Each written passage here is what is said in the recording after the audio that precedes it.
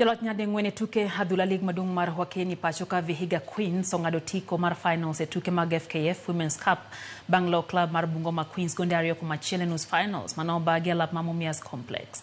Alap Badandora Stadium, County Nairobi. Jaloch mahiga ni lig madung mar wakeni Police Bullets norodhi gondario kumnono gi nyidendi ma Kibra Soccer Women Magzimila Robin nolo gol mokwongo ne Kibra daka mar 55 kapok Faith Mboya loyo gol mogiko kale opicha choma daka mar Chiko Kodadik.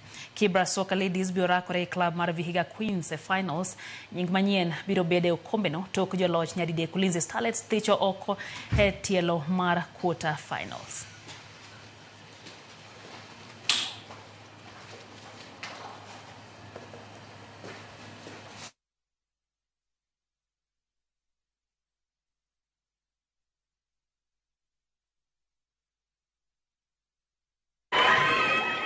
The game plan, I think the ladies actually follow the game plan according to how we actually instructed them. The only thing that was lacking today was the desire and willpower. And I think in games like this, when it comes to competition like this, cup games are totally different than league games. And when you play cup games, you need to have that desire and will and some grit to it. And I think that's the only thing we did lack today. Yeah. It was just a good game.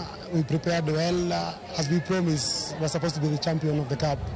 And we're working on it. So we are ready for the finals. It's a tough match, but definitely it will carry the day.